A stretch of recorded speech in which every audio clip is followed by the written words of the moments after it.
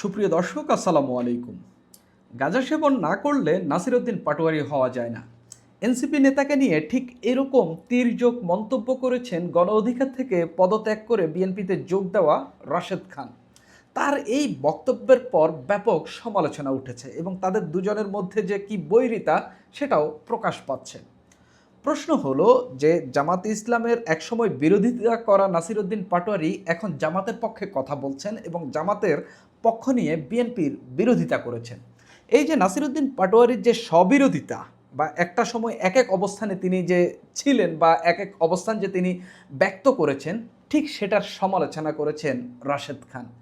তবে ইতিহাস ঘাটলে এমনও দেখা যায় যে রাশেদ খান যখন গণ অধিকার পরিষদে ছিলেন তিনিও কিন্তু বিএনপির সমালোচনা করেছেন, অর্থাৎ বিএনপির বিপক্ষে অবস্থান নিয়ে তিনি বিএনপির বিরুদ্ধে অনেক মন্তব্য করেছেন। এখন আবার তিনি বিএনপিতে যোগ দিয়ে বিএনপির পক্ষ নিচ্ছেন বা বিএনপির পক্ষে কথা বলছেন। তাহলে নাসিরউদ্দিন পাটোয়ারি যে সময় জামাতের সঙ্গে জোট ছিল না সে সময় জামাতের বিরোধিতা করেছেন, এখন জামাতের সঙ্গে তাদের জোট হয়েছে, জামাতের সঙ্গে জোটবদ্ধ হয়ে নির্বাচন করেছে, এখন তিনি জামাতের পক্ষে কথা বললে অসুবিধা কোথায়? তারা তো আগেই জানতো যে জামাত মুক্তিযুদ্ধের বিরোধিতাকারী দল এবং জামাতের যে দল, রাজনৈতিক দল, সেই দলের সঙ্গে বাংলাদেশের মানুষের রক্ত লেগে আছে, সেসব জেনেই তারা জামাতের সঙ্গে রাজনীতি করছে এবং জোটবদ্ধ হয়েছে। তিনি একসময় জামাতের বিরোধিতা করেছেন, এখন জামাতের পক্ষে বলবেন, এটাই স্বাভাবিক। ঠিক একই কাজ তো করছেন রাশেদ খানও, যিনি একসময় বিএনপির বিরুদ্ধে কথা বলেছেন, বিএনপির রাজনীতির সমালোচনা করেছেন, এখন তিনি বিএনপির পক্ষে কথা বলছেন। কেননা তিনি বিএনপিতে যোগ দিয়েছেন, বিএনপির নমিনেশন নিয়ে তিনি ধানের শীষ নিয়ে নির্বাচন করেছেন এবং ৩ নাম্বার হয়েছেন ঝালকাঠি ৪ আসন থেকে। আমরা দেখি এই দুজনের মধ্যে কি ধরনের বৈরিতা চলছে। সমালোচনা করলে কার বেশি সমালোচনা করা যায় সেটা নিয়ে একটু কথা বলি। নাসিরউদ্দিন পাটোয়ারিকে নিয়ে যে স্ট্যাটাসটা দিয়েছেন সেটাকে অনেকেই ভালগার স্ট্যাটাস হিসাবে দেখছেন। রাশেদ খানের স্ট্যাটাসটিকে এটা আসলে রাজনীতি সুলভ স্ট্যাটাস মনে করছেন না। তিনি তার স্ট্যাটাসের প্রথমেই লিখেছেন, গাঁজা সেবন না করলে নাসিরউদ্দিন পাটোয়ারি হওয়া যায় না। অতীতে সে জামাত ইসলামকে গালিগালাজ করেছে, এটা সত্য। এখন জামাতের সঙ্গে মিতালি করে বিএনপিকে গালিগালাজ করছে। নাসিরউদ্দিন পাটোয়ারি জামাতে ইসলামীকে বলেছে জামাতে ইসলামী ভারতের এক্সটেনশন, এবং তিনি এই কথাগুলো বলেছেন এবং এগুলো নিয়ে প্রচুর নিউজ গণমাধ্যমে রয়েছে। সংস্কারের নামে ভণ্ডামি করছে জামাতে ইসলাম, এ কথা নাসিরউদ্দিন পাটোয়ারি বলেছেন। জামাতে ইসলাম মুনাফেকের দল, ধর্মের নামে চেতনার ব্যবসা করছে। জামাতের মুখে এক, অন্তরে আরেক। জামাতের রাষ্ট্র ক্ষমতা যাওয়ার প্রশ্নই আসে না। এই কথাগুলো নাসিরউদ্দিন পাটোয়ারি বলেছেন বলে রাশেদ খান তার স্ট্যাটাসে উল্লেখ করেছেন। তিনি সেই স্ট্যাটাসে আরও লিখছেন, তাদের আদর্শ, রাজনৈতিক দর্শন, অতীত আচরণ বাংলাদেশের স্বাধীনতা মানচিত্র ও জাতীয় চেতনার পরিপন্থী ইত্যাদি। একটা দল সম্পর্কে এত কিছু বলার পর আবার সেই দলে থেকে আসন নিয়ে নির্বাচন করা, এটা একমাত্র গাঁজা সেবন করলেই সম্ভব। আমি এনসিপিকে বলবো দ্রুত তার ডোপ টেস্ট ও চিকিৎসা করান। নাসিরউদ্দিন পাটোয়ারিকে চিকিৎসা করানোর পরামর্শ দিয়েছেন তিনি এনসিপিকে। তিনি সেখানে আরও বলছেন, অন্যথায় তার শরীরে প্রতিদিন যে পরিমাণ নিকোটিন ঢুকছে আর এর প্রতিক্রিয়ায় আবল তাবল বকছে, না জানি আবার জামাতে যোগদান করে এনসিপিকে নিয়ে কী বলা শুরু করে। এনসিপি জাতির সঙ্গে গাদ্দারি করা শুরু করেছে, এরকমও বলতে পারে। তিনি বলছেন যে নাসিরউদ্দিন পাটোয়ারি যে তার আবার অবস্থান পাল্টালে বা জামাতে যোগ দিলে তিনি এরকমটা বলতে পারেন। জামাতে ইসলামী পারেও বটে। তাদের রাজনীতিকে নিয়ে একের পর এক প্রশ্ন তোলা নাসিরউদ্দিন পাটোয়ারি আজকাল তাদের আইডল, কারণ সে এখন রূপ বদলে ফেলে জামাতপন্থী হয়েছে। পডকাস্টেও বলে বেড়াচ্ছে সে নাকি শিবিরের সাথী ছিল, অথচ ক্যাম্পাসে দেখেছি সে বাম করে। একজন লোক শিবিরের থেকে বাম হয় কিভাবে? নাসিরউদ্দিন পাটোয়ারির রাজনৈতিক ইতিহাস যদি দেখেন, তিনি আগে ছাত্র ফেডারেশন করতেন, যদিও তিনি অনেক জায়গায় বলেছেন তিনি বাইতুল শরফে পড়েছেন এবং তিনি শিবিরের রাজনীতি তিনি কাছ থেকে দেখেছেন। সাথী ছিলেন কিনা এটা বলেছেন কিনা এটা আমি দেখিনি, তবে শিবিরের রাজনীতি গ্যাসা ছিলেন এরকম তিনি অনেকবার বলার চেষ্টা করেছেন বা টোনটা সেরকম ছিল। এতগুলো নাসিরউদ্দিন পাটোয়ারি যা যা বলেছেন বা তিনি এখন জামাতপন্থী বা বিএনপিকে গালিগালাজ করছেন, বিএনপির বিপক্ষে, এসব নিয়ে রাশেদ খানের স্ট্যাটাস আমরা একটু দেখি। রাশেদ খান বিএনপিকে নিয়ে কি বলেছে। রাশেদ খান বিএনপিকে নিয়ে বেশ ক্ষোভ প্রকাশ করেই বলেছেন যে স্বৈরাচার বিরোধী আন্দোলনে গণ অধিকার পরিষদ সহ অন্যান্য ছোট দলগুলোর নেতাকর্মীরা চরম মারধর, জেল ও নির্যাতন ভোগ করেছে, কিন্তু আন্দোলন সফল হওয়ার পর বিএনপি একাই সব কৃতিত্ব নিয়ে অন্তর্বর্তীকালীন সরকারের উপর চাপ তৈরি করছে। ছোট দলগুলোর ত্যাগকে অবমূল্যায়ন করেছে। অর্থাৎ তিনি বলতে চাচ্ছেন যে গণ অধিকার পরিষদের যে ত্যাগ বা গণ অধিকার পরিষদের যে ফ্যাসিবাদ বিরোধী আন্দোলন, বিএনপি এটাকে উপেক্ষা করেছে বা অবমূল্যায়ন করেছে। এবং ওই যে অন্তর্বর্তীকালীন সরকারের উপর বিএনপি নির্বাচন নিয়ে যে চাপ সৃষ্টি করেছে সেটা তিনি বিরোধিতা করেছেন, অথচ বিএনপি সেই অবস্থানকে এখন তিনি সমর্থন করছেন। তিনি আরও বলছেন, শেখ হাসিনা সরকার পতনের পরপরই দেশের বিভিন্ন স্থানে হিন্দু সম্প্রদায়ের উপর হামলা, ভাঙচুর ও আওয়ামী লীগ নেতাকর্মীদের বাড়িঘরে অগ্নিসংযোগের ঘটনার পেছনে বিএনপির কিছু স্থানীয় নেতার সংশ্লিষ্টতার অভিযোগ তিনি তুলেছিলেন।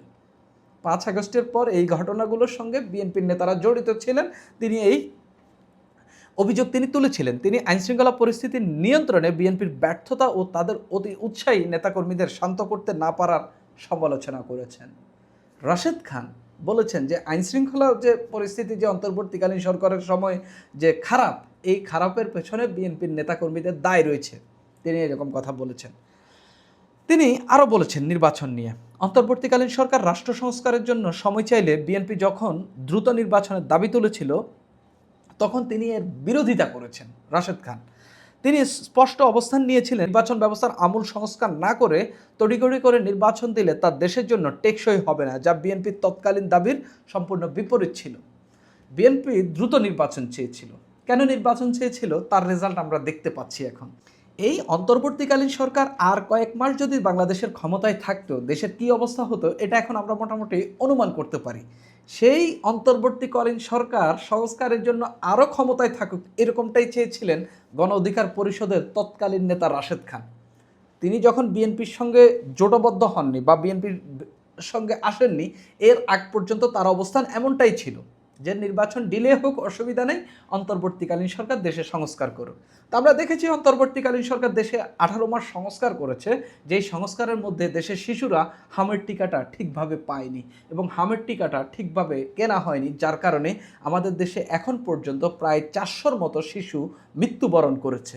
সেই অন্তর্বর্তীকালীন সরকারের অব্যবস্থাপনা টিকিয়ে রাখার চেষ্টা করেছিলেন এই রাশেদ খানরা। এখন রাশেদ খান বিএনপিতে যোগ দিয়েছেন, তিনি এখন বড় বিএনপি নেতা হওয়ার চেষ্টা করছেন এবং কথাবার্তা না বললে বা বিএনপিকে খুব ভালোভাবে ডিফেন্ড না করলে খুব বড় বিএনপি হওয়া যাবে না। ঠিক নাসিরউদ্দিন পাটোয়ারিও তিনি যখন জামাত ইসলামের সঙ্গে তার দল জোটবদ্ধ হননি, তিনি তখন জামাতের তীব্র বিরোধিতা করেছেন এবং কখনো কখনো বিএনপির পক্ষেও তিনি বক্তব্য দিয়েছেন।